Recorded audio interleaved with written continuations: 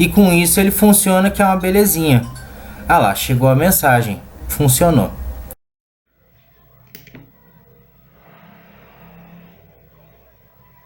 E fala galera, se você, assim como eu, tá sofrendo aí na mão do módulo SIM 800L, ele quando vai conectar na rede reinicia, igual vai acontecer agora.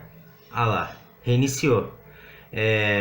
Bora para esse vídeo que eu vou ensinar a solução e o porquê disso ocorreu, demorou? Ele tem muito detalhinho, eu acabei pesquisando um pouco e vou repassar aí para vocês um resumão da minha pesquisa, né? Para que vocês consigam ter o mesmo resultado que eu tive aqui na minha casa, ok? Ah, só antes que eu me esqueça, aqui eu liguei uma antena de Wi-Fi de notebook que eu tinha sucata. É na região ali da tela do notebook que ela fica. Você abre, vai ter uma pecinha dessa com um fiozinho que encaixa ali certinho, olha, no módulo ali para antena externa. Essa antena de Wi-Fi foi bem eficaz aí para alcançar a melhor rede, viu? Bom, por hora a gente vai utilizar esse site aqui, tá? Crédito ao pessoal aí do Last Minute Engineers. Eu achei bem completo, bem caprichado mesmo, né? Eles ensinando a respeito especificamente desse módulo, né? Que a gente está usando, né? E tem muitas coisas aqui importantíssimas que eu vou mencionar, tá? Mas primeiramente eu quero enfatizar o seguinte, aqui é uma coisa muito, muito importante na hora de ligar, na hora de você fazer a ligação. Ele dá um aviso aqui muito importante. Aqui, ó, aqui ele tá dando um warning, ó, cuidado, ó, preste muita atenção. O que ele tá explicando aqui, olha, sobre a nossa alimentação, tá? Em qualquer parte ali da alimentação, positivo, negativo, que você for mexer, você nunca pode deixar o positivo ligado sem ter um negativo, sem ter um terra para dar esse retorno. Então, resumindo, se você for retirar, por exemplo, primeiro você tira o negativo para depois... Aliás, primeiro tira o positivo para depois tirar o negativo. E vice-versa, se for para conectar, primeiro conecta o negativo, depois conecta o positivo, ok? Positivo nunca pode estar conectado sem o negativo estar, senão ele pode estar destruindo instantaneamente o seu dispositivo, né? Olha a importância desse aviso, né, pessoal? Então, seguindo esse raciocínio aí de ligar da forma correta, primeiramente eu quero mostrar aqui, olha, eu vou deixar o link desse site aqui na descrição, tá bom? Para vocês acompanharem, é muito interessante, muito detalhado, mas eu vou mostrar aqui a parte da ligação.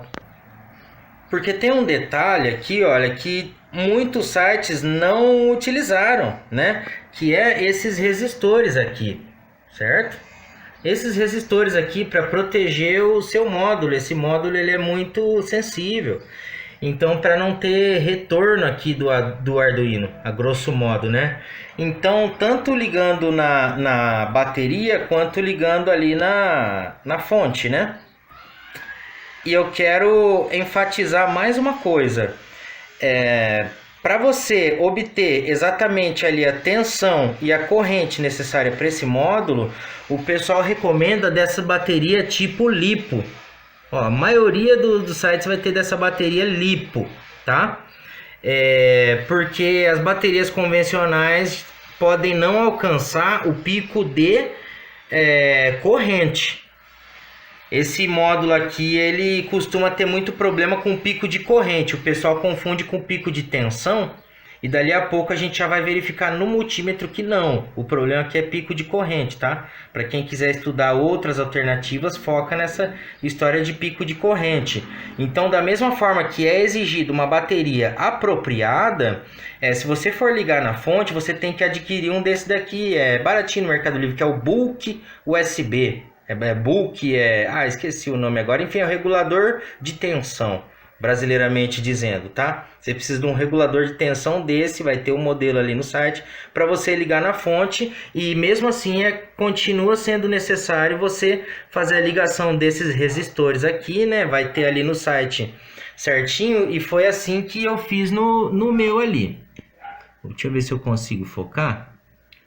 você vê que eu acabei ligando em série esses dois capacitores, porque aqui exigia um capacitor de 20. Mas eu liguei dois capacitores de 10 em série e voltei ali para o negativo, muito que bem. E ali o outro ali. Enfim, então entra nesse site aí, pessoal, que vai ter ali os valores certinhos dos capacitores, como ligar certinho, mas tomando cuidado. Então, essa questão da bateria, eu usei uma bateria aqui de um tablet que eu tinha aqui de sucata, olha, ganhei do meu irmão, aliás, e que alcança, né, ali essa, deixa eu ver se eu consigo pegar aqui quem ela é aqui, né? Isso que a gente precisa, olha, de alguma bateria que suporte esse pico de 4.2 volts, que é o que esse módulo exige. Prestou atenção nessa parte, pessoal? Não adianta colocar qualquer bateria. Tem que ser uma bateria que suporta esse pico de 4.2 volts, ok? Ó, essa bateria aqui, ó, ela é de 3.7, mas suporta esse pico de 4.2. Beleza? Resolvida essa parte aí de questão de pico de tensão, na sequência a gente vai resolver o pico da corrente ali, que é o motivo de ele ficar reiniciando. Daqui a pouco eu já explico melhor. Aproveitar para mencionar uma coisa aqui, já repassando os créditos ao meu amigo Marcelo, que foi quem me deu as dicas. Ele trabalha com aeromodelo, então o cara manja de frequências, né? E é isso que quer dizer quando a gente precisa de ligar o GND do Arduino, ó. O GND do Arduino tem que estar ligado com o mesmo GND do módulo para que possuam uma massa em comum. O que isso significa? Que aí eles vão conseguir atingir as mesmas frequências ali para poder produzir de forma eficaz uma comunicação ali. Então o negativo tem que estar ligado em comum ali, conforme tá mostrando aqui no isto, é muito importante também. Bom, e aqui eu queria aproveitar para esclarecer uma coisa. Esse módulo, ele consegue trabalhar de forma independente ao Arduino. Então aqui, mesmo sem nada ligado do Arduino, só de ele estar alimentado e tá com o chip ali conectado corretamente, antena e tal, ele já consegue acusar aqui no LED dele se ele está conectando, se ele está conectado, se ele conseguiu encontrar o chip, mas não conectou a rede, ou se finalmente ele conectou a rede. Aonde que mostra isso? Aí, pessoal, aqui está mostrando o seguinte: quando o LED pisca a cada 1 segundo, ele praticamente nem reconheceu o chip, tá? Quando ele pisca a cada 2 segundos, você conseguiu fazer a conexão, mas não está conectado com a rede celular, tá? Então, se ele piscar a cada 2 segundos, aí é problema no seu chip, na sua rede. Se ele piscar a cada 2 segundos, a cada 3 segundos, aí é porque ele reconheceu o seu chip e o chip está conectado à rede, tá?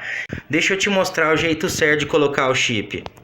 O jeito certo é o oposto do que a gente está acostumado a colocar no celular. Ele tem esse cortinho e a gente está acostumado a colocar ele com o cortinho para dentro, né? E não, ele é com o cortinho para fora, tá? Enfim, ele fica piscando aqui de 1 em 1 segundo e não sai disso, né? E se isso estiver acontecendo com você, você precisa de inserir o seu chip na posição correta, como eu ensinei, ou até mesmo dar aquela leve pressionada no adaptador do chip para que fique em contato aqui. Ah lá, agora está conectado o meu chip. E aí ele vai dar aquela apagada por um tempo, dizendo que ele está reiniciando, ó. Então beleza, ó. Se você está nessa etapa, ótimo, o seu chip foi reconhecido já pelo módulo. Mas ele está ali muito provavelmente com um problema ali no momento do pico de tensão e de corrente na hora dele conectar na rede. Eu vou mostrar sobre esse pico no multímetro conforme eu tinha prometido. O multímetro ligado em paralelo à alimentação, a gente vê que o máximo que ele chega no pico é 3.2 volts, né? E o que é totalmente suportado aí pela nossa bateria. Então o problema ali no momento do pico dele não é a questão de tensão ali, que ele dá esse 3.2 aí, olha, na hora de reiniciar. É problema de corrente mesmo, quer ver? Eu já liguei o multímetro em série ali no modo amperímetro, e a gente nota que nos momentos de pico ele está chegando ali a 0,8 ali, ó, ao máximo, que é a hora que ele reinicia, sendo que no momento de pico aqui ele exigiria coisa de 2 amperes, né, para conectar ali na operadora e etc. Então esse é o motivo dele estar reiniciando, ele não está tendo corrente suficiente. Bom, o grande motivo é esse capacitor aqui, tá vendo esse cara aqui, ó. Esse capacitor é o responsável por esses picos de corrente.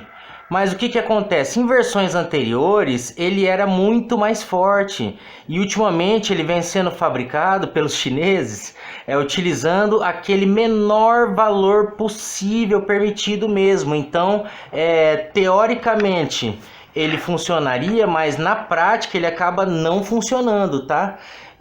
Então, quando eu consegui fazer isso daqui funcionar, foi por crédito do colega meu Marcelo, que falou, ó, mete os capacitores lá, deu uma dica dos capacitores corretos, né? E aí, posteriormente, eu vi neste site aqui, aliás, nesse vídeo aqui, ó, do YouTube, eu vou deixar o link dele aí na descrição também, olha, é uma solução simples para um grande problema, falando justamente sobre tudo isso que eu disse a respeito de que o capacitor utilizado atualmente é muito inferior e acaba não suportando na prática, né? Então você nota que o cara ali, ele soldou direto ali, olha, no módulo, um capacitor bem maior, na verdade de 2.200 microfarad de 25 volts, ele disse ali. O pessoal já indica de 50. É o seguinte, o capacitor pode ser de quantos volts for acima de 25, 50, se for para mais disso não tem problema. O que não pode ser é mais de 2.200 microfarad, tá? Só que diferente do cara do vídeo que soldou diretamente aqui, tá? Eu fiquei na dúvida, não quis alterar e não foi necessário, porque aí, mediante a dica do meu colega Marcelão, eu já coloquei capacitores direto aqui na protoboard. Eu vou te mostrar como que foi. Deixei meio soltinho ele para a gente conseguir enxergar. Aqui é a entrada positiva dele e aqui é a entrada negativa. Então aqui mesmo a gente já coloca o capacitor, entendeu? Aqui a perna ali positiva do capacitor e aqui a perna negativa. E é muito importante você colocar já logo nessas mesmo que são as mais próximas ali do contato. Por quê?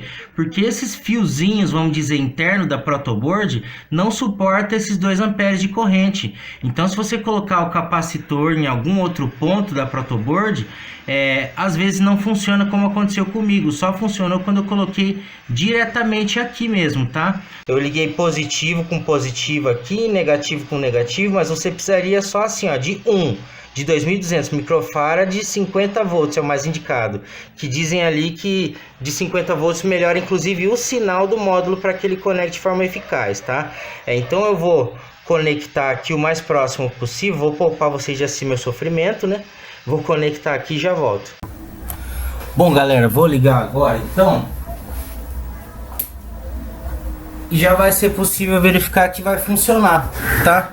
Eu subi esse código aqui que eu vou deixar para download aí na descrição e também fixo nos comentários.